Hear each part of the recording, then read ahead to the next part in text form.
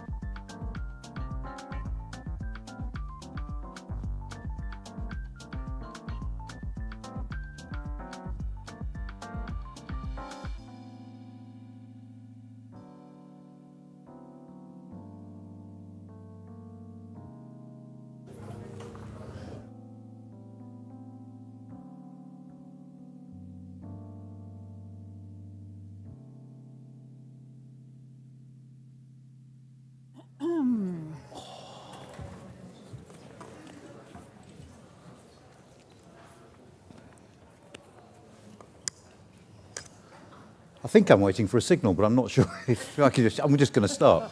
Welcome everyone to this latest in our series of Unlocked. Absolute pleasure to have with us tonight Caroline Lucas, who needs no introduction. For many years, the Greens' only MP, at various times their leader or co-leader. You've represented them in the European Parliament as well. And you've written a number of books, of which the latest is Another England, of which copies are available over there afterwards, and you can get them signed too. We're going to kick off with Caroline reading a short extract from the book and then get into Q&A, and at the end we'll have time for questions from the floor as well. So Caroline, over to you. Lovely. Thank you so much for that kind introduction. And I'm just going to read a page or so from the preface just to kind of set the scene for those of you who haven't yet read it and don't really quite know what's in store. So this is the preface. London at dawn. The Thames is in full flood, its muddy waters turned to a deep blue by the cloudless sky above. The rising sun is picking out every detail of the Palace of Westminster, its honey-coloured limestone now golden, transforming what is too often a museum of pomp and empty circumstance into something startlingly beautiful. I'm standing on Westminster Bridge, looking east towards the towers of the City of London, to Essex and Kent, and beyond to Europe. I'm there to film a short message, and now, as I watch the recording again 8 years later, I realise I look like someone who's just heard of the death of a friend or a relative. I am profoundly sad, perhaps a little shocked. I'm also deeply tired because I've been up all night. I look like I don't quite know what to say. I say, I know, like me, you'll be feeling pretty devastated this morning. Just a few hours earlier, I had watched David Dimbleby report the result of the referendum on the UK's continuing membership of the European Union. After all the millions of words spent during the campaign, the result came at 4:39 a.m. on the 24th of June, 2016. We're out. Sometimes when you're tired or in shock, things can gain a strange clarity. I say, people have voted the way they did, I think, partly because they were feeling so angry and alienated, and the divisions in this country run so deep. And if we're ever to have a chance of healing these divisions, the progressives have got to work together. In one way, that moment on Westminster Bridge feels a lifetime ago.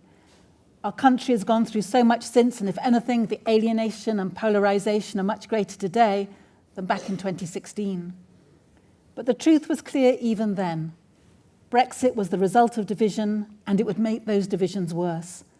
The fact that England and Wales voted to leave and Scotland and Northern Ireland to stay has put incredible strain on the myth that the United Kingdom is an equal partnership of four nations. The government in London decided what form Brexit would take without any reference to the elected governments in Edinburgh or Belfast or indeed in Cardiff. Unsurprisingly, support for the reunification of Ireland has grown. The pressure for a second independence referendum in Scotland can't be ignored forever. In Wales, a new sense of national identity is on the rise. The future of the United Kingdom itself is now in doubt. Thank you. I'm desperate to talk to you about Brexit, but I'm going to restrain myself. We might get onto that a little bit later, but I want to talk about the book first, because the subtitle of your book is How to Reclaim Our National Story. And one of the things you argue is that the idea of Englishness has somehow been co-opted by the right. Can you just talk us through why and how you think that has happened? And also, I think, why progressives have been so bad about talking about national identity? Well, I think it is the case that the only people that seem to have any interest in talking about England are the cheerleaders for Brexit, for imperial nostalgia, for some kind of exceptionalism. And you think of, the Boris Johnsons of the world and so many on the right who have a particular version of England that they like to describe. And that obviously it came out during the Brexit referendum, but it comes out in many ways. And I think the trouble is that on the left, we tend to be extremely squeamish about talking about England. It's as if it's a kind of a territory we daren't not step into, because I guess we're afraid of the kind of symbols of England that we're too familiar with, the St. George's flag that you see on St. George's Day, often being accompanied by people who are kicking off in the streets outside Parliament, as they were last year when I saw them, or at the Southport riots, actually, those appalling race riots of last year. Again, there were many people either with the flag or who were saying they were doing what they were doing in the name of England. And for as long as we on the left don't even try to get involved and get on the pitch and try to tell a different story of England, then it feels to me as if we're basically ceding all of that ground to the right. And it's very convenient for them to tell the story of a little Englander that is predominantly white, that doesn't have a history of waves of immigration, as indeed, of course, we always have for generations. And there are some quite simple things that we could do, to try to push back. So, one of the stories, of course, during Brexit was all about how, we could go it alone, and there were pictures and statements around the Battle of Britain and pictures of the White Cliffs of Dover and so forth. And yet we could have pointed out that 1 in 10 of the RAF pilots who fought in the Battle of Britain were, in fact, refugees from occupied Europe. We could have begun to wrest some of that story back from the right, but we didn't. We could have told a more progressive story of English history, and I'm not trying to whitewash it in any way. There's plenty of things that one wouldn't feel particularly comfortable about in English history, as in most history. But nonetheless, if we don't even tell the story about the Tolpuddle martyrs or about the Battle of Cable Street or Peterloo or the things where ordinary people have risen up and really, acted on behalf of a much more inclusive, progressive sense of Englishness, then, as I say, we basically let that story be told entirely by the right. And the reason that it matters so much is, as I say, because I think there's a reasonable chance, at least, that we could be on our own sooner than we think. And by that I mean, if there's another independence referendum in Scotland, I think it's perfectly possible to believe that that could be won in terms of independence, just because the SNP are having difficulties right now. In fact, the support for independence is roughly where it has been for a long time, at around 50%. In Ireland, we've got Sinn Féin in power, of course. They're now in Northern Ireland saying that they expect there to be a referendum by 2030 on the reunification of Ireland. And even in Wales, there is this new sense of nationalism that's on the rise.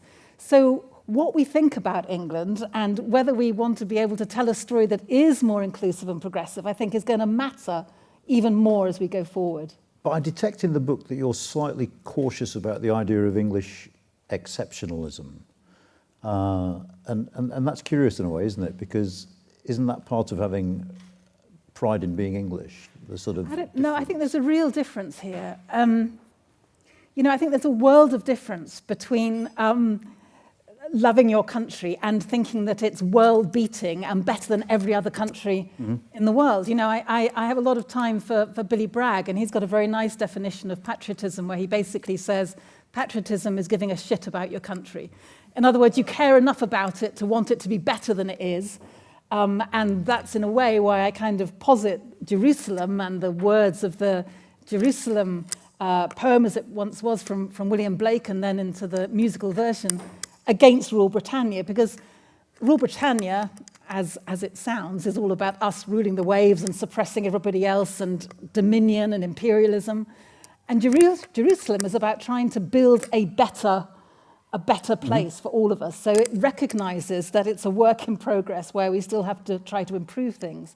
And that's where I think we need to be. So I don't think patriotism is automatically exceptionalist. It's a caring about your country and wanting it to be as good as it can be. Would you agree that the Welsh and particularly the Scottish have gone further in creating a kind of progressive civic nationalism? And if so, why?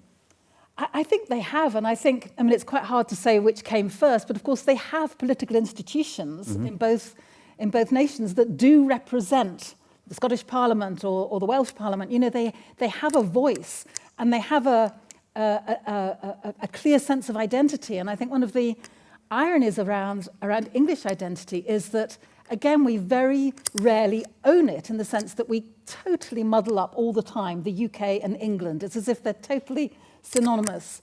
There was a wonderful example where someone had obviously said to, something keeps clicking, is that me?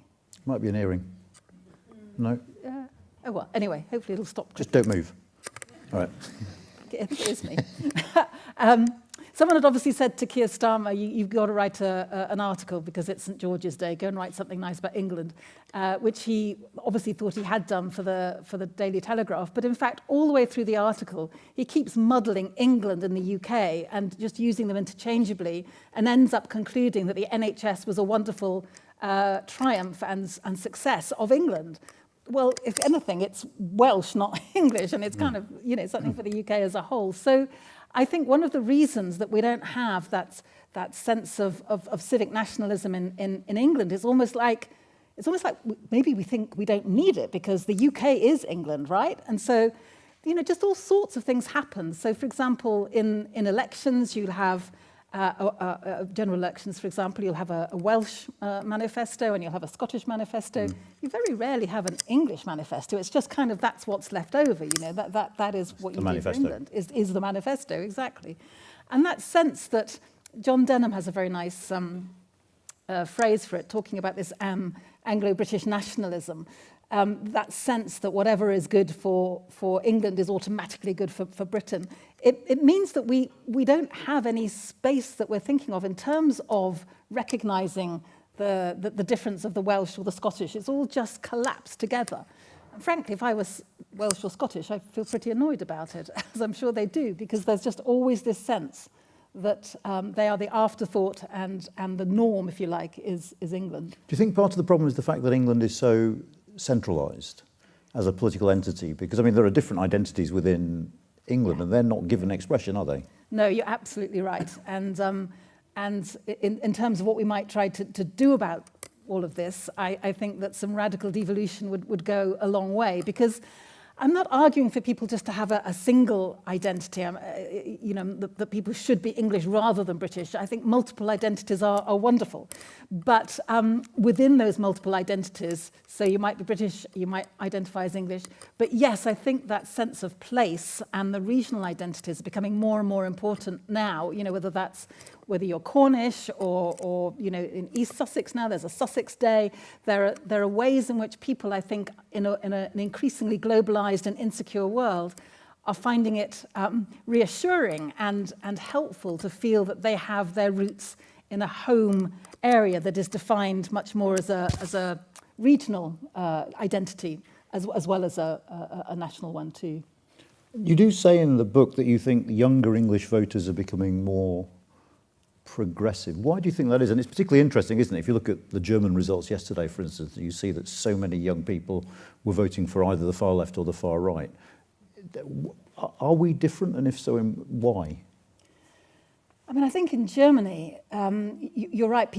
Young people were voting for the extremes, if you like, and I think that speaks to just a really deep feeling of disillusion with all of the main parties. That and it is quite interesting to me as a Green to think that actually quite a lot of people who vote Green have sometimes voted Reform, which seems a very odd thing in one sense, because you couldn't get much further apart in terms of the actual policy prescriptions. But of course, not everybody sits down and reads manifestos before they go and cast a vote. They get a sense of, do you want to vote for some disruption?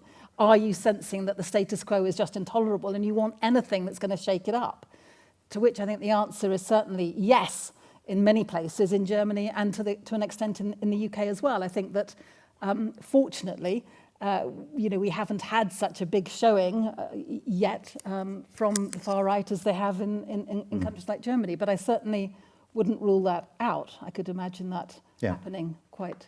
Actually, I remember during the sort of Brexit years that there was always 5 or 6% of Lib Dem voters who were strongly in favour of Brexit, and I could never quite wrap my head round who those people were and where as the party was saying bollocks to Brexit, this 6% was solidly we love Brexit, and you're thinking, that's a bit curious. But one of the really striking things about the book is you pepper it with references from poetry, from literature that goes all the way back to medieval times. Did you make a conscious choice that was how? And could you just explain the thought process behind that?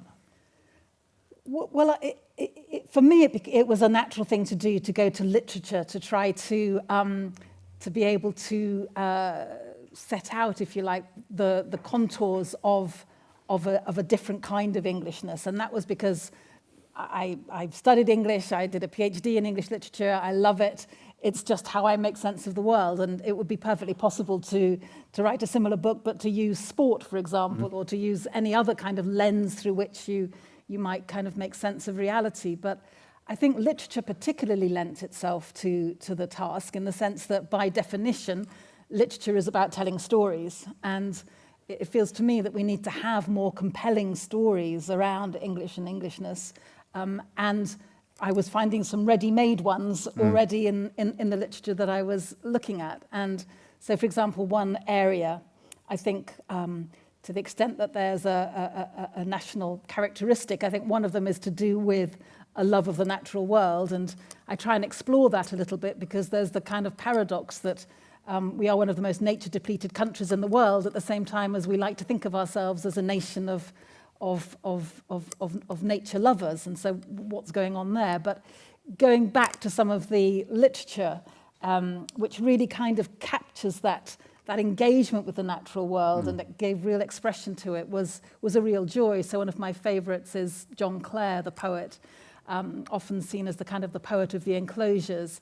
And he writes the most sort of heartfelt poetry about the privatization of land, and the way in which the land where he had been able just to roam as a young boy was now being increasingly parcelled up, and the fences go up and he can't have access to it.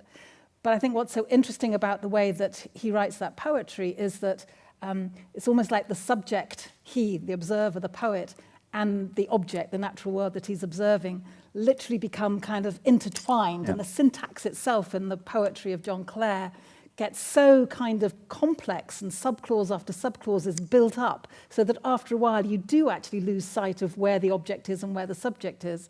And I really like that, because for me that's a kind of a metaphor for, I think, a kind of a closer relationship with the natural world that could well benefit all of us. Because I think one of the problems that we've had has been this sense that human beings are separate from the natural world, usually above it, and exploiting it and extracting from it.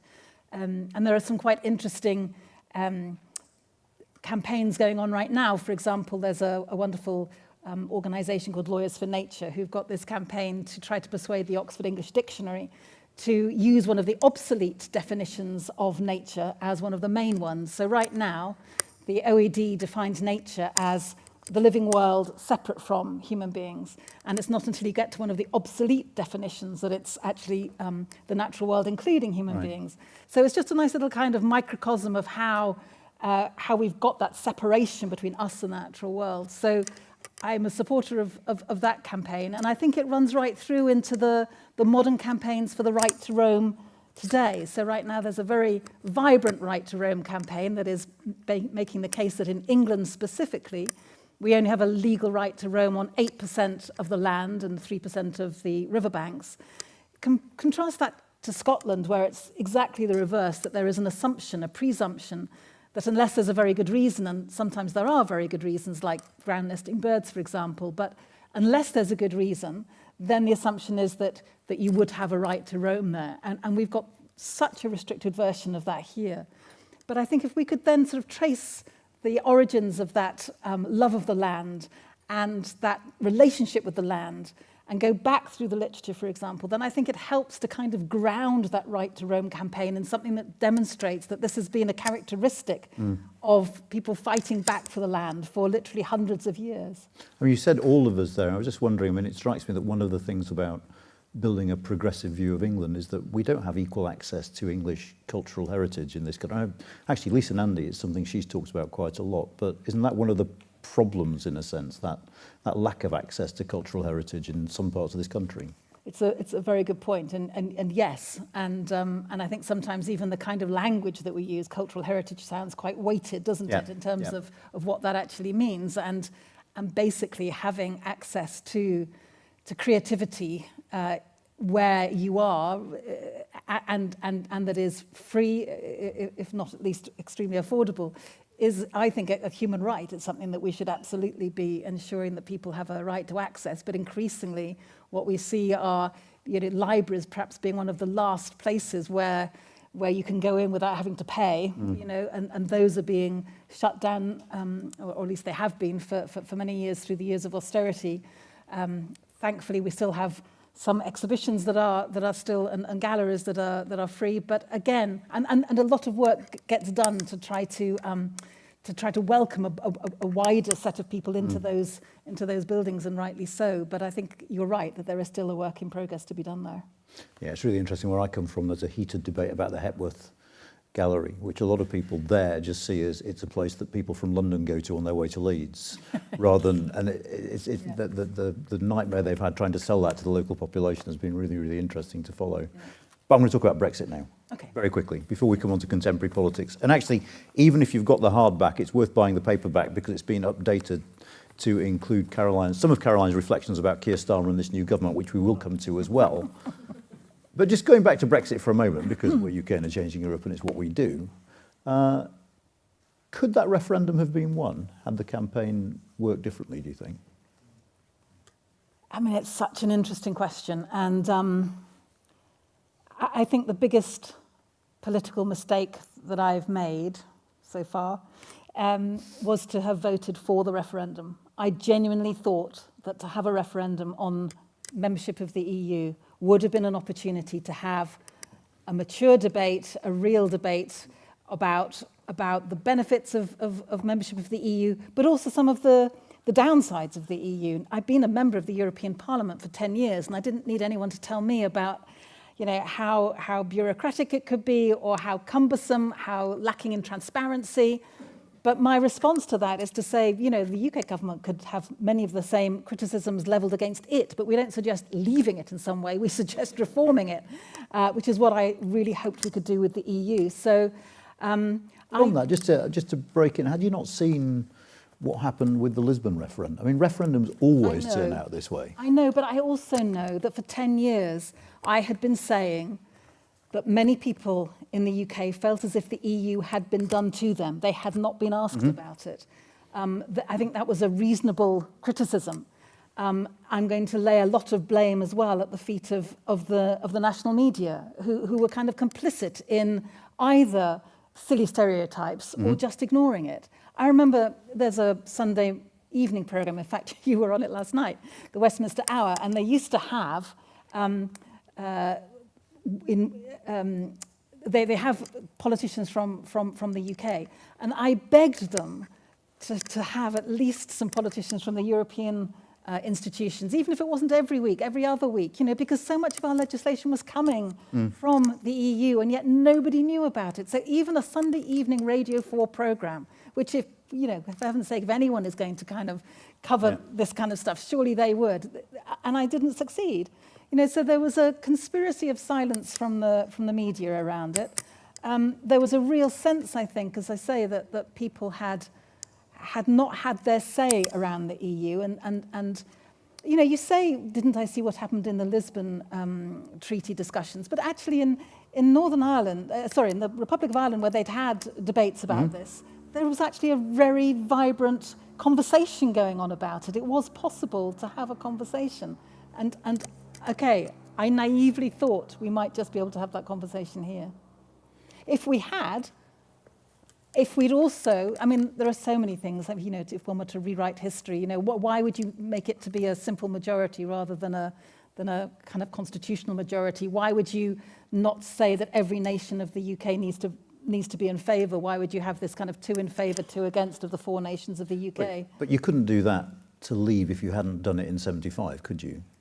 Well, then isn't it interesting though? So then you just keep replicating the same inequities that were wrong before. And I think there was a big enough gap between 75 and 2016 to say, yes, you could have learnt something from this. And in the period after the referendum, those sort of tortured years between 2016 and 2020, looking back, was there anything more you could have done, anything you could have done differently, or not you, because you were the Green MP, but anything the Remain side or the second referendum side, do you think they were always doomed to fail? Or? No, I don't.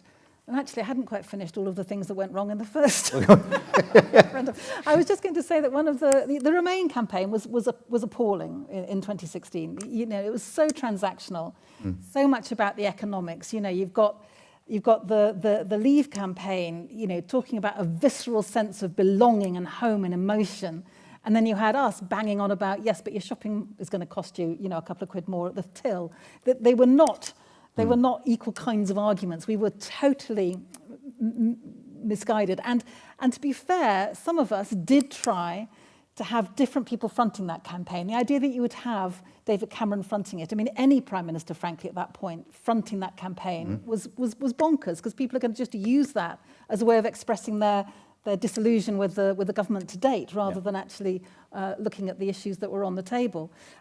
It was basically being run by middle-aged white men, and I tried so hard. I helped to set up an organisation called We Are Europe, which was run by some amazingly wonderful young people who themselves were, talking about how wonderful it was to have freedom of movement, to live and learn and love in 27 other member states. They were putting forward some really positive stories about why the EU was a good thing that went beyond just the single market.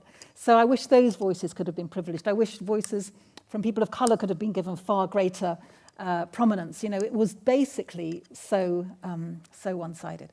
But then bringing us up to could the People's Vote campaign have worked? Yes, I think it could, and I think it was on the cusp of it when, for various reasons, the Lib Dems decided to call Boris Johnson's bluff by saying, have a general election. And so he said yes. And suddenly we were catapulted into a general election in December 2019, where we had been, because I'd been in all of these meetings. It was actually, in retrospect, one of the most exciting times, although it was so deeply frustrating too. There was so much cross-party working going on that was actually something good, because one of the typical criticisms of Westminster is that everyone's in their silo and it's very, very antagonistic. But actually, over this issue, there was so much cross-party collaboration and cooperation, and we were inching towards getting a majority for that People's Vote, and then that general election came and interrupted. There was an awful lot of infighting within that People's Vote campaign as well, though, weren't there? There was a hell of a lot of infighting from not the politicians so much, but the people who were running it, who were the staff of it. Yes, there was. That was. And at the same time, you were having to contend with the fact that Jeremy Corbyn's Labour Party was sucking votes away from the Green Party in some parts of the country. Did you feel that as a real threat to the Greens, his popularity amongst voters who otherwise might have turned towards you? I mean, I think in 2017 we certainly did. Yes. I mean, we supported Jeremy Corbyn's manifesto because essentially it was the Green Party manifesto, which he had, I would argue, cut and pasted and made into his manifesto. So what they say about imitation. In sincerest form of flattery. But I mean, I'm not saying, obviously, he personally had long agreed with those policies, and to be entirely fair to him, he'd done his best within the Labour Party to stand up for them. But certainly it was the case. You could see that a number of people left the Greens thinking that Jeremy Corbyn was going to be the way to kind of pursue those policies.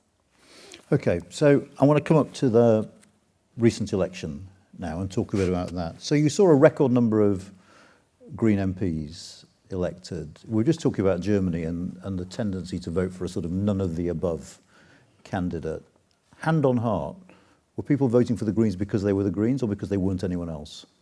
No, I certainly think in those 4 constituencies where we had worked so hard and where they were all working from a strong basis of Greens in local councils, running local councils, I think people knew very well what they were voting for, and liked what they'd seen in terms of action at a local level, and therefore took the next step when the kind of credibility barrier was overcome and they could actually believe that by voting Green in a general election they would actually get Green.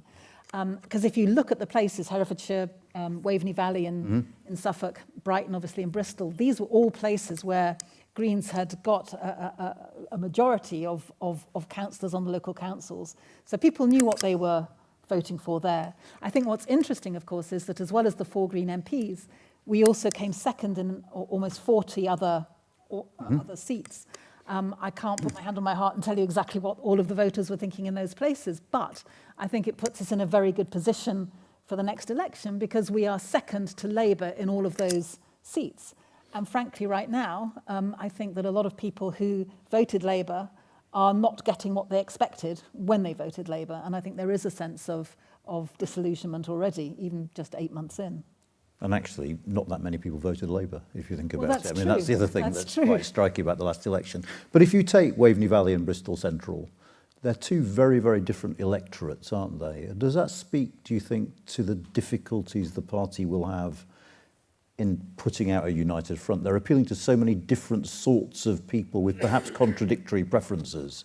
Is it going to be? Is success going to make it harder for the Green Party to be a coherent force, do you think? Well, I think even if I accepted the premise of the question, the fact that all 40 seats at the next election are ones where we're up against Labour suggests that wouldn't be a major problem going forward in the vast majority of the seats where we are contenders. Whether there's truth in the proposition that you suggest, in other words, that did we have a different campaign in Waveney Valley and Suffolk to the one that we had in Bristol?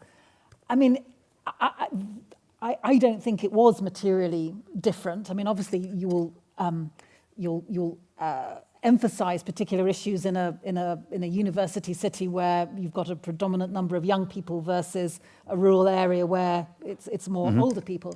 But I don't think there was any suggestion that we would somehow kind of close down parts of our manifesto or not talk about it. I mean, I think when you're in the Green Party, you're in it because you care passionately about the policies. If you were going to be in the Green Party for a quick success at the political level, you've probably gone around it the wrong way. You'd probably join a party which would give you that somewhat quicker.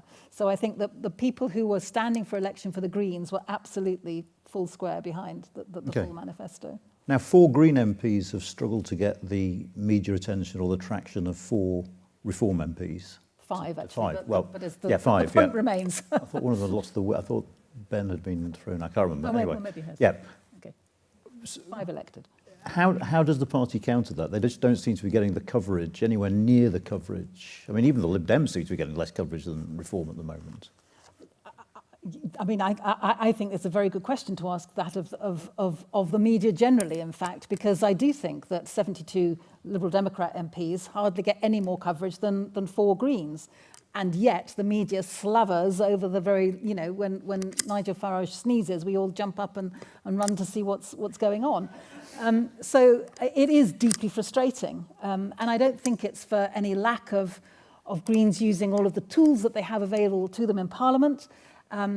we could have more money, which would be marvellous to have more kind of social media people working for us and to have a slicker social media operation. But essentially, I think that because of the dynamic between, the fact that reform is on the rise and Farage is obviously linked to Trump, and that's just where the zeitgeist is, it becomes a kind of self-fulfilling prophecy after a while. And so everyone is focused on that rather than on a different kind of politics, which I would argue still has a huge amount of support in the country. But is there a way of getting the media profile for that sort of politics? I mean, the media is as it is. Well, I hope so. Otherwise, we're pretty I was going to stuffed. suggest that maybe they need more characters like you in the party who were national figures. Is that part of the problem? I think they're doing a good job of trying to do that. Carla Denyer was on Any Questions on Friday night, just gone. Adrian Ramsey was on Koonsberg programme the Sunday before. I think they're doing their best to get that coverage. But I think there are questions to be asked about the media landscape in this country. And it's no accident, I think, that it is owned predominantly by the right wing, that it is, there are big monopolies out there.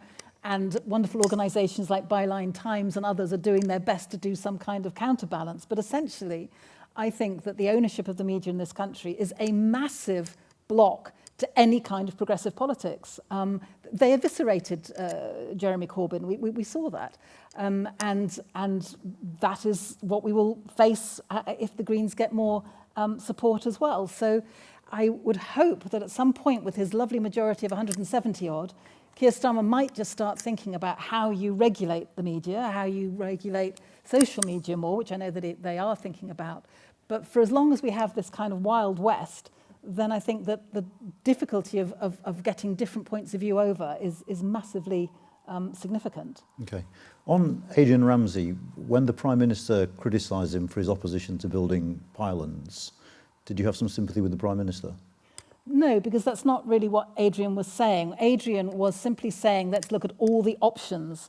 Adrian has worked in the renewable energy sector himself for decades. He used to be the head of the Machynlleth Alternative Energy Centre. He is 100% squarely behind renewable energy. He was simply asking that there should be an analysis, a cost-benefit analysis and a wider analysis of different options so that there in front of his constituents he could lay those out. But it was absolutely not the case that he was suggesting that we shouldn't have energy, renewable energy. Do you ever wish you were still in Parliament with Green Party colleagues? Yes.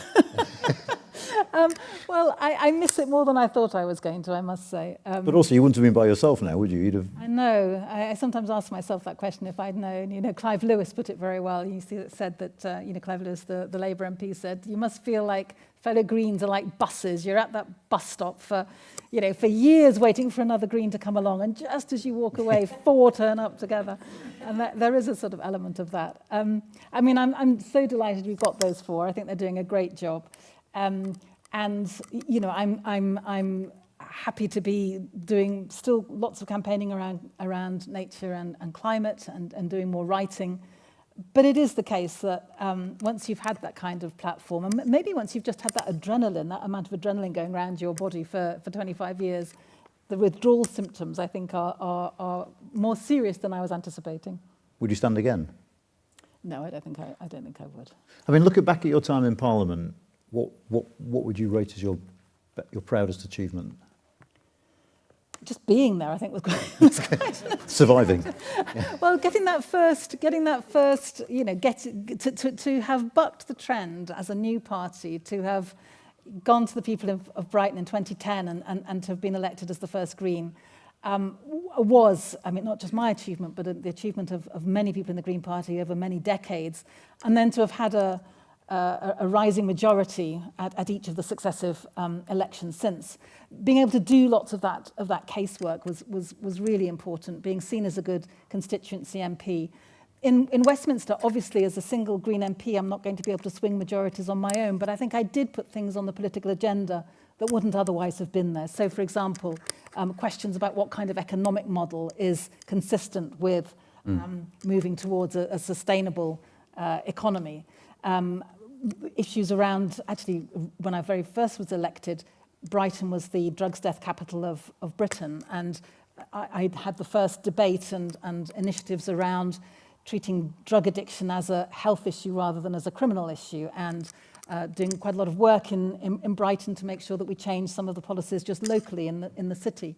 I used to say that the GCSE in natural history was one of my proudest achievements before Labour have now just sat on it. But they've stalled it, haven't they? They haven't shelved it. Well, no, they haven't shelved it. They have rolled it into a much bigger review of the curriculum that is going to happen over the next few years. But my worry is that it puts it back, and it was ready to go. We'd won it under the Conservatives eventually. There was a lovely big launch of this natural history GCSE at the Natural History Museum back in 2022. Is when Nadeem Zahawi was Secretary of State. But then the Tories just didn't move very fast on it, and then the election came, and so then it kind of got stuck. But I still feel passionately that that having more young people getting more immersed in the natural world has got to be a positive thing. And there's a wonderful quote from Richard Louv, a US writer, who said, "We won't protect what we don't love, we won't love what we don't know, and we won't know what we don't touch and smell and taste and feel and hear."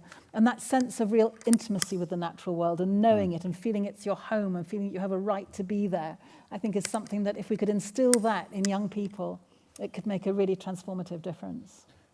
Are you concerned that the net zero debate is becoming more and more polarised, and that there are signs that the Conservative Party want to make it a wedge issue? Does that worry you? And you see it in other countries. You saw it in Germany very clearly. I mean, it more than worries me. I think it's absolutely desperate, and it's not just polarising, it's kind of weaponising, and it's deeply dangerous.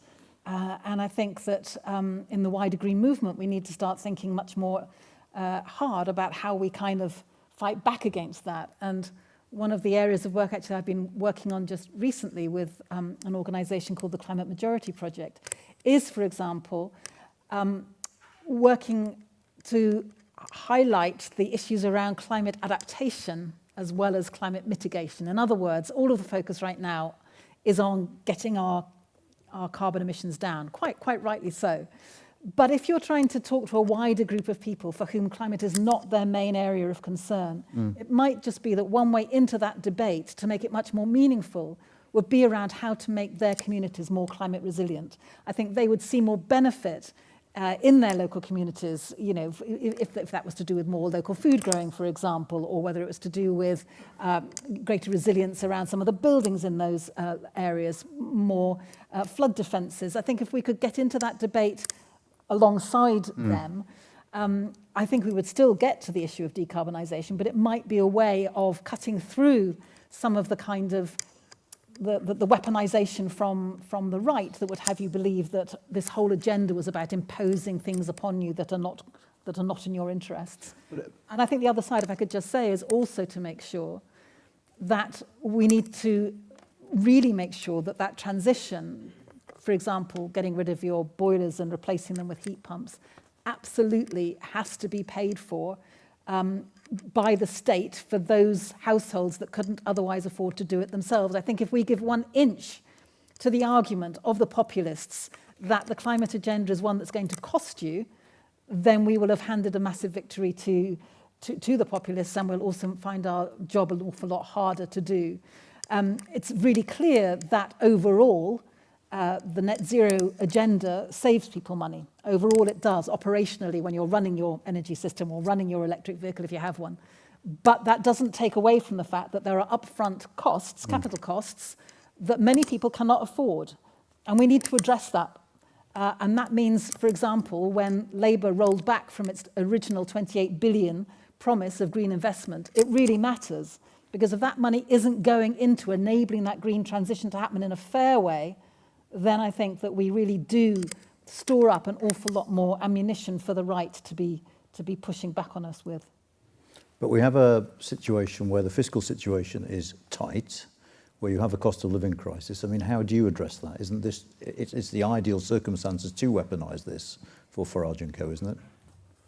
Well, I've got 2 responses to that, one of which is in the new chapter in the book, where I talk about what it was like for Attlee's government after the Second World War. You know, you've got Rachel Reeves banging on about the debt to GDP ratio, which is, you know, about 99% or something right now. When Attlee came to government, it was 250%. And what did Attlee do? He told a story of a better future, and he rolled out huge amounts of council homes, state pensions, and of course the jewel in the crown, the NHS. He had a vision and he made it happen. What we don't even have from the Labour government is any kind of vision, much less a story to kind of, you know, to galvanise people to think this is worth working for. And there is money out there. There is money out there if we choose to get it. And one of the areas that drives me most, you know, gives me most frustration is the fact that any kind of conversation about a wealth tax, any kind of wealth taxes is off the agenda in this country.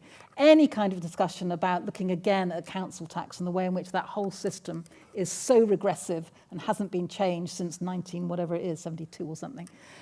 Why we're not even talking about things like land value taxation. There are all kinds of ways, if we wanted to, we could do some fairly major redistribution of wealth in this country. We are, what is it, the 6th biggest economy in the world? And we're really saying that we can't afford to save the planet going forward. We're going to talk to our grandchildren and say, awfully sorry, but, you know, the fiscal situation was awfully bad, so we haven't done it. I mean, come on.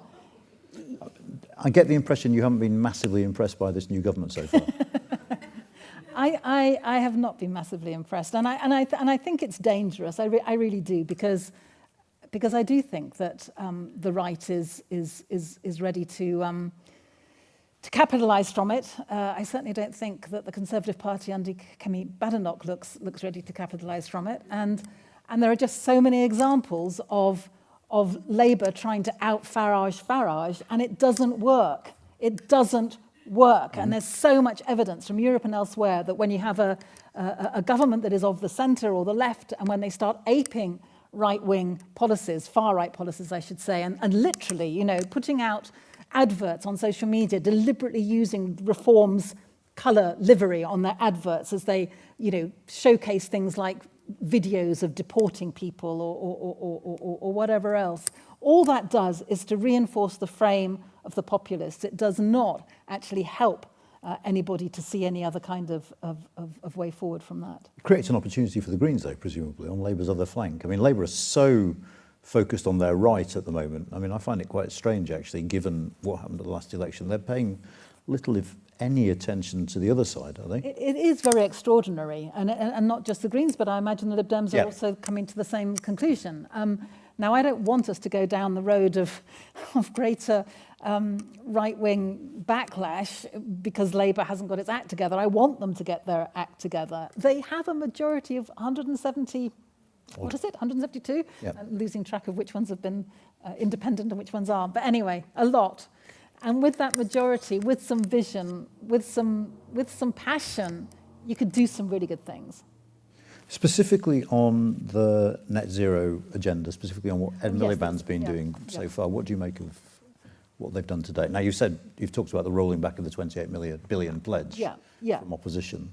No, I think Ed Miliband is doing his level best in a government that doesn't necessarily agree with him. I have a huge amount of respect for him. I think he's absolutely trying to do what he can. I mean, it'll be very interesting to see what happens over Rosebank, Rosebank being the largest undeveloped oil field in the North Sea. And the difficulty with that one is that other people who don't, I'm sure he doesn't want to go ahead with it, but the people that do would argue that the license had already been given before this government came into power, and although it's been contested since, the original license was an old one. So technically, they could do it without breaking their pledge of no new oil and gas, but it would be a nightmare if they did. It really would. So I think that would be an interesting litmus test. I think clearly he lost the battle over Heathrow. I'm quite sure he would not have wanted airport expansion, but frankly, I'm glad that he's there fighting that battle, albeit it seems like he's in a minority at the minute.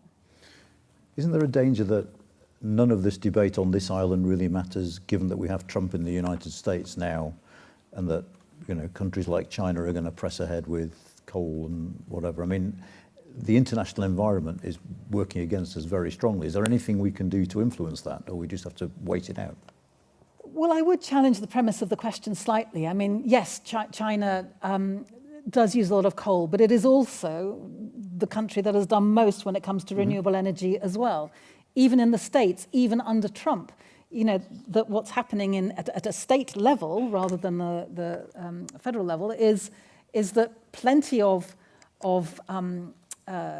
governors and so forth are shifting in a greenward direction because it's the economically savvy thing to do. So even in Texas, there is now far more renewable energy than there is oil and gas. Mm-hmm. So, I think, of course, Trump is an absolute disaster.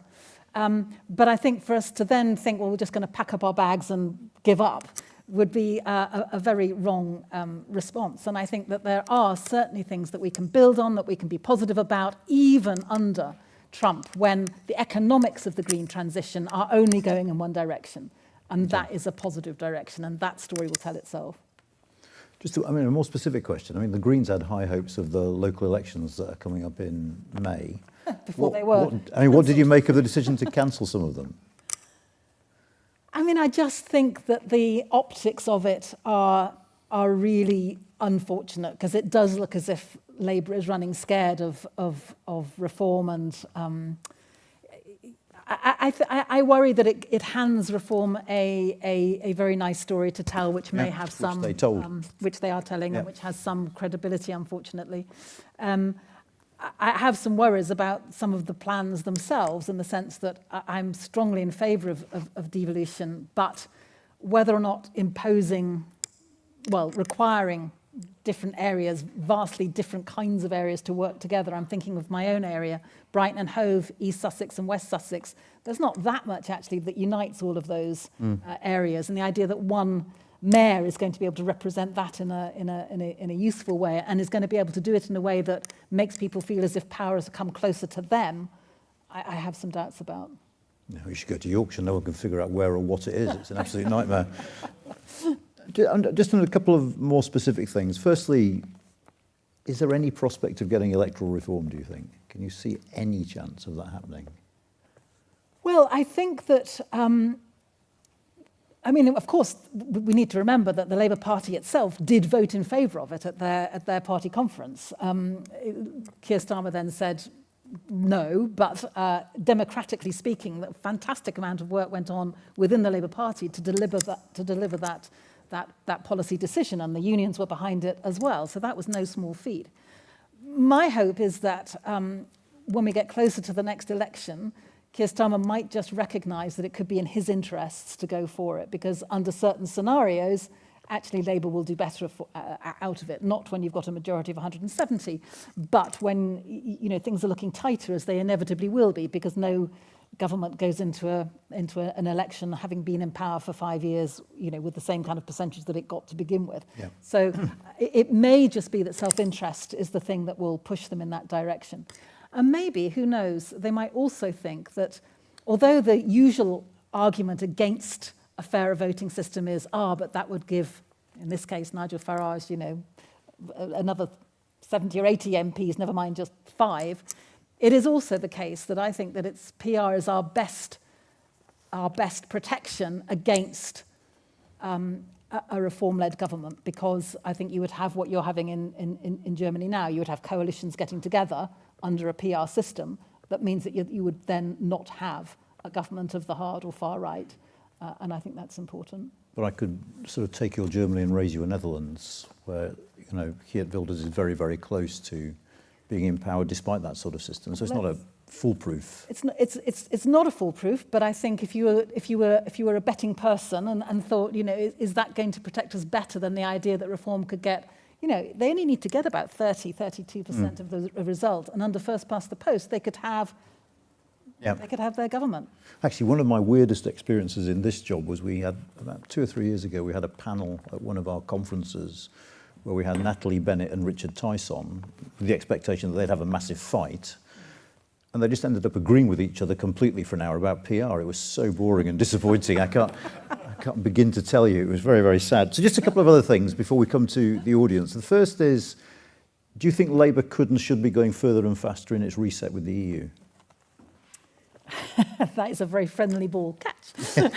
Yes, I do. And if so, why? Well, because the elephant in the room in all of the discussions around the economy is, of course, getting closer to the EU. The single market and the customs union would be the ways in which we could actually mend a huge amount of the economic damage that's been done to the country. So I think if you were looking at it purely through the lens of economics, then there would be a very strong argument.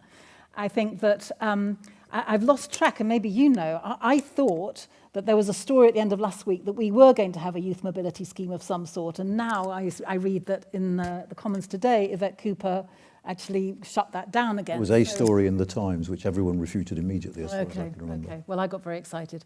But I mean, it feels to me that young people have had such a hard time over the past few years, whether that's to do with COVID or to do with the cost of living crisis, whether it's to do with not being able to pay for their rents and so forth, at the very least being able to have the rights that we did to travel in the rest of the EU and to work there is something that we owe them. So I think that would be a really important thing to do for young people and could perhaps, from the Labour Party's point of view, shore up some of the votes with them, which I hope that they would care about. I mean, if you're looking at just the security situation over the past few weeks alone, even just the past few days. 4 hours. God, it's clearer than ever that if there are two kind of big elephants in the room and you're not one of them, you get trampled. And it feels to me that having a more of a common cause with our European allies would put us in a stronger position going forward. I think that the I'm getting lots of animal metaphors here, but the horses that the Starmer is trying to ride in terms of not offending Trump too much, I understand, of course, why he's doing it, but To avoid the elephants. But I think he's going to I think both elements are going to squish him together, so I don't think he's going to do that. I mean, it's not going to do wonders for faith in politics if the government contradicted its own manifesto and joined the customs union, is it? I think they could make the case that things have changed. I mean, if people want to have... You can imagine Nigel Farage holding up the Labour manifesto and... Yes, I can, but do people want massive cuts to the welfare budget, which is now being talked of in terms of how we're going to pay for the fact that we now need to come up with more money for defence as well? I mean, I think these are, different options that people have to weigh up. I mean, I wish he hadn't ruled it out in the first place, obviously, but... There are a lot of things they ruled out that maybe they shouldn't have in opposition. Just a final one. I read recently that you're training to work with people nearing the end of their lives and with their families. And it prompted me just to ask you what you made of the assisted dying bill. I think the first thing to say is that those things are very, very different. Yes. So just to put that on the table. So working with people at the end of life has got nothing to do in the work that I'm doing with accelerating that process. I mean, I'm in favour of the assisted dying bill. I mean, personally, although I understand that you have to go step at a time, perhaps I would make it even wider for people with other illnesses that are degenerative and so forth. I worry a little bit about... I wish Kim had not pinned her colours to the High Court judge element of that bill quite so firmly to begin with, because I do worry that in the kind of undoing of that, she's allowed a little bit too much opportunity for others to say, ha, what else is wrong with the bill, and to really try to take it apart. But it feels to me that it is the kind of thing to do, the better thing to do. But it's utterly stupid, though, isn't it? Having something this serious, this complicated, done as a private member's bill. I mean, this should be something the government does, surely. You could have a proper impact assessment and you could have avoided quite a lot of the problems the bill has had. So I don't want to get into a debate about parliamentary procedure. It's just watching this, and watching one poor backbench MP, relatively new, inexperienced backbench MP, having to fight with this, you just think... I mean, there are other examples, aren't there, of where issues of conscience have been brought in through private members' bills, like the abortion and other things like that. So, I mean, there is a precedent for it. I could agree that there would have been a better process had it been a government bill, but that wasn't an option. And therefore, I think Kim's done an incredibly good job. All right, we're going to turn to questions from the room, and whilst people put their hands up and a microphone arrives at them, I'm going to put you a question from online, because we're very, very technologically advanced here. Do you think making St George's Day a bank holiday would be a good way to help us to celebrate Englishness? Yes, I do. Okay, that was from Anonymous, so yes, Anonymous. Yes, I do. I do. Does someone have a microphone? Thank you very much for your fascinating talk, and thank you for spending tonight with us. So I just wanted to follow up on your point earlier about spending, and I like the analogy of government debt after the wars, but I'd also counter to that Liz Truss's budget debacle, and I'd say you've already mentioned other spending commitments we have, such as defence. We want to spend more on welfare, on the NHS, and then the green transition is probably one of the biggest infrastructure spending projects this government or any future government is going to have to spend, comparable to building after the world wars. So given that, how do you see like a viable route to actually funding this beyond just targeting wealth taxes, which have their own constraints, such as mobility of wealth? What other ideas do you have? I just want to push back a bit on the Liz Truss debacle, because I think there is a wealth of difference in using money, borrowing, or whatever other tools you're going to use when you're using that money to invest versus what she was going to do, which was to use it for tax cuts. You know, we know that borrowing to invest actually pays off, which is why people do it for mortgages and things like that. So I think that there is a very big difference. And in terms of where else you could get the money from, then it feels to me as if there's a huge scope when it comes to pension funds. It's quite extraordinary to me in a way that we give quite a lot of pension fund relief, tax relief to pension funds without requiring anything of those funds. And so you could imagine requiring a certain percentage of those pension funds to go into green bonds, for example. And people here might have heard of a guy called Richard Murphy who wrote the book The Joy of Tax. And he has a very vibrant blog where he talks about different ways of raising money. But I really promise you that there are enough ways, if the will were there. He's got a paper where he has 50 ways of raising billions of money. And pension funds could be part of that. I think wealth taxes could be part of that. I think that, as I said before, different kinds of land value taxation and so forth could be part of that. So I think there is a menu of things that we could use, and some borrowing could be part of that as well, if it's borrowing to invest rather than borrowing for tax cuts. Can I just press you on one bit of that? I mean, I think anyone who looks at the UK economy, looks at the accumulation of wealth, looks at the accumulation particularly of property wealth, it's an absolute no-brainer that we should find a way of taxing property and rebanding, I think it was 1991, the values we used for council tax. But how could you ever do that and win an election? Because the vast majority of people would actually be better off as a result. I mean, I looked at this myself because I was, in fact, I did do a private member's bill on a land value tax, which would have required rebanding properties and so on. And the vast majority of people are better off as a result. And so if you need a majority at an election, that is what you're going to get.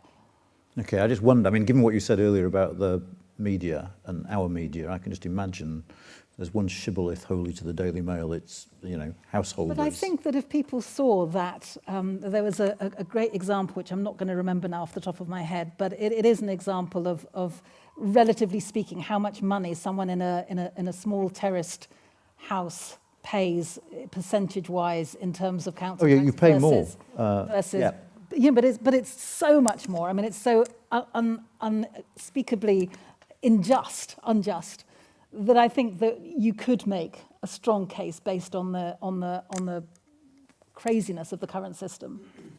Okay. Who was next? Has someone got? Hi. I wanted to ask a bit about climate and nature and how you see they interact, because it feels like at the moment a lot of opposition parties are kind of making Desnes and DEFRA butt heads by saying, oh, if you want all of this green infrastructure, then we're going to lose a lot of this agricultural land and our food production. And A, what you think of that argument, and B, how, as someone who can see climate and nature working together, how you sort of counteract that and argue, oh, they're going to work in sync.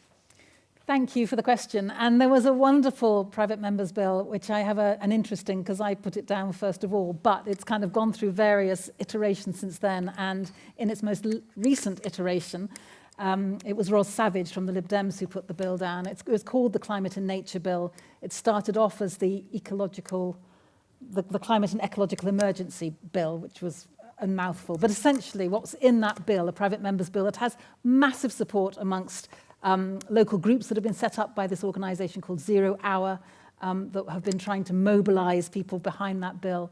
And Ros Savage, I think, was number 2 or number 3 in the private members bill ballot, so it could have gone through.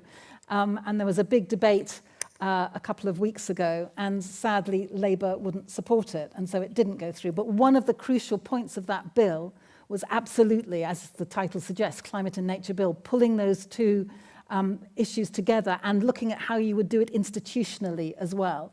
And so just as you have, for example, the Climate Change Committee that is kind of measuring and regulating, and not regulating, but measuring and advising government, you could have a much stronger counterpart organisation for the natural world. You could look at those policy areas where it is precisely through investing in restoring peatland or restoring degraded natural land and countryside and so forth that has massive climate benefits as well. There are actually very few places where I think that there's a big, a big kind of obstacle between them. It is true that some areas that are opposing, for example, ground-mounted solar panels would make the case that actually that land is better used for growing crops in a country that is by no means self-sufficient for our food. And I would certainly want to see all new properties having solar panels. I can't imagine why that isn't already policy. And again, that was something that I tried to do when I was in Parliament, was to try to make sure that all new properties would have solar panels as standard. But to the extent that we would still need some ground-mounted, there's quite an interesting area of innovation of agroecology where increasingly the two are coexisting. And it reduces, I think, the productivity by around 9% overall if you've got solar panels and then you've got your crops underneath. But actually, in some areas, it's actually good for the crops. So there are ways in which we can do some of this stuff without having to have such a big battle between DEFRA and DESNZ. And I think that some of the proposals in that bill would have been a really practical way of institutionally bringing DEFRA and DESNZ much closer together. Anyone else? Top fact, Ros Savage has rowed single-handedly across all the oceans. I know, Yeah. I know. She's an extraordinary person. Hi there. To circle back to a point you made at the top of the talk regarding Britishness vs Englishness and how they're used often interchangeably, what would you see as the key differences? What is English versus what is British? Thank you. Oh dear. Well, I think, yeah, oh dear. I mean, the difference is that Britain includes Wales and Scotland. And so when you're talking about Britain, you're talking about 3 nations, UK, you're talking about Northern Ireland as well. And so you've got all of the diversity that is present in a number of nations rather than just in England. And so, you know, I think that is one of the things that David Cameron just didn't think about when he was deciding what kind of Brexit to have, because England had voted to leave, and so we were going to leave, and it didn't much matter what Scotland or Northern Ireland had said. So I think what happens is that the voices of Scotland and Wales and Northern Ireland are marginalised, and I think certainly if we had people from there in the audience, perhaps we do, they might corroborate that, and that sense that what is good for England is good for everyone, I think is patently not the case. Immigration is a perfect example where in Scotland, the Scottish government wants to see more immigration because they need more people coming in to work in many of their areas of the economy. Whereas in England, obviously, it's a much more toxic issue where, by and large, governments don't want it. So the idea that what's good for England is good for the whole of the UK or the whole of Britain, I think, is just patently wrong. Would you like us to become a more explicitly and obviously federal country? I would. One of the proposals that I make in the book is that we should have an English Parliament. And one of the reasons that I make that case now is because I would far rather it happened under a government or a regime that was broadly left of centre than letting the far right come up with the idea, and then the whole issue becomes potentially quite toxic. I think to the extent that it can be about addressing the issue that at the minute there is no voice for England, there's no political institution that represents England, I think that would be a very positive thing if there were, and I think you could make the connection, as people like Anthony Barnett do, that one of the things that drove Brexit, I mean, he would argue very strongly that Brexit was driven by people in England primarily, and one of the reasons for that, ironically, was because there was a sense of powerlessness in England. People didn't feel power is close to them, and they took it out on in fact, what was the furthest away power, on Brussels, whereas in fact, if they'd had more of a sense of English institutions and places where their voices were heard, then perhaps that would have been a less toxic issue for them. So presumably not just an English Parliament, but devolved English regional assemblies as well? Yeah. Okay. Gentleman here.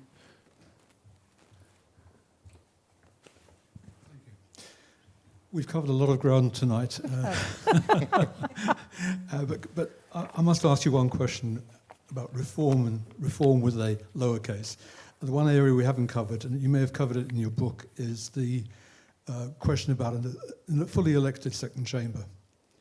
And given your missing parliament, can we look forward to you standing if there were? And what does it take? What would it take to actually get a fully elected second chamber reform through? Well, it's a good question. I mean, again, I think Labour seem to be kind of tiptoeing back from the position they originally had of having a much bigger debate about how to make up the Lords, and so they've got rid of some more of the hereditaries, haven't they? Well, they're in the process of in trying the to. process of doing that, and they were going to have an age limit of 80, which I think they perhaps now are not going to do. I mean, it's funny on this Neil one. Kinnock's objections. Vested interest. Yes.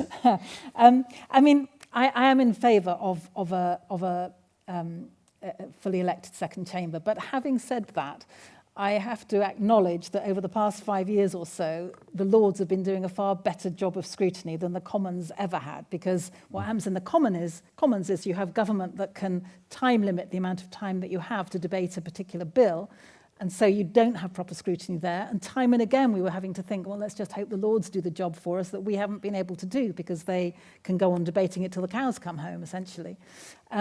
One of the things that I was also thinking about, and this is going well off-piste and isn't Green Party policy particularly, but I am very aware of the expertise that is in the Lords as well. I mean, we often hear about all of the kind of random people that are in the Lords simply because they've, given 3 million quid to the government in question.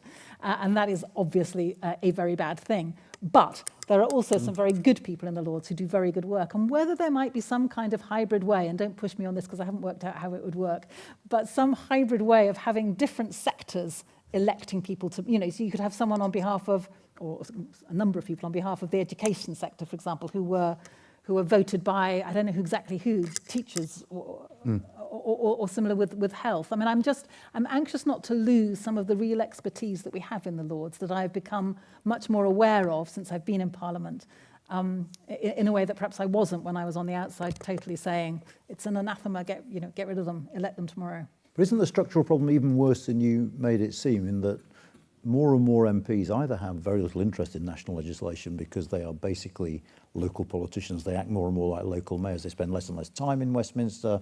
They have to devote more and more time to their constituencies because increasingly they're held to account for how much time they're spending there. And it's just virtually impossible for MPs to do that scrutinising job anymore, given the pressures they're under to be local. It is a real tension, you're right. And I think in a way as well, what I certainly witnessed was that as more and more local support services were cut back, whether that's resources for citizens' advice or all kinds of third sector organisations that did exist to help people in a number of different areas, as those community organisations have been cut back through the austerity years, it often feels as if the MP's office is the only place that's left standing. And so increasingly over the 14 years I was a member, I felt that people were coming with a much wider range of issues that probably 10 years before they would have been able to find someone else to have been able to advocate on their behalf. So I think that's a somewhat unsustainable model, and I think there's a really important debate to be had about what we actually do expect of our MPs, because increasingly, as you say, it's impossible to be doing all of that job well. And different MPs will prioritise different things depending probably on the size of their majority, quite frankly. If they've got a thin majority, they will spend more of their time being seen in their constituencies. But although on one hand you might say that's a good thing, on another hand, completely, the scrutiny work absolutely does miss out on that. The thing now is everyone feels vulnerable, whatever the size of your majority, because it's so volatile. But one more question we have time for. Perfect. The hand up there, I can't see who it's attached to. Hello, I really enjoyed the discussion. I just wanted to ask you about the need for PR and how you previously spoke about media and it being more towards the right than the left, and also the difficulty during the Brexit referendum for the positive narrative to come across. If PR did come across, if the PR was something that got implemented, how would then the positive sort of perspective come through and reform not get more seats? I mean, I'm a member of the Green Party. I really, really support, this need for there to be PR, but I'm just sort of wondering. I'm also a German national and firsthand know people who went more towards the extremes. So just wanted to get your perspective on that.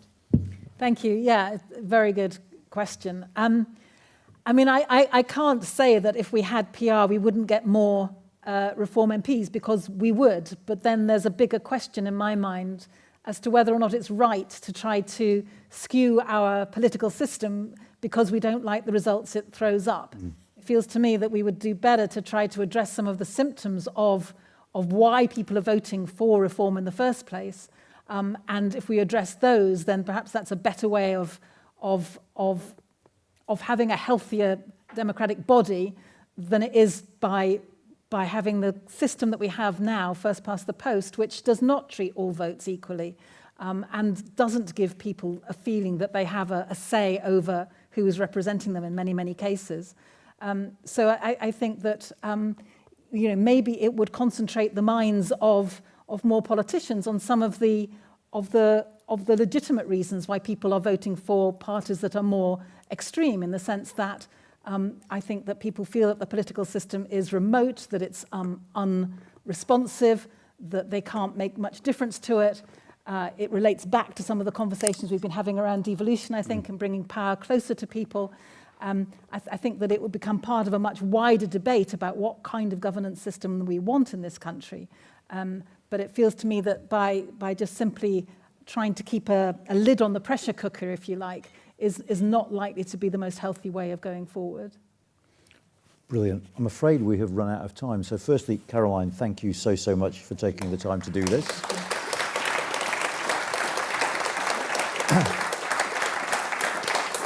And secondly, Caroline is now going to go over there where she's going to be signing copies of her book. And I suspect, even if you haven't got a copy of her book, she might say hello to you anyway. So do that if you want. And there's more wine as well at the back. But thank you all for coming. Thank you very much. Thank you. Thank you.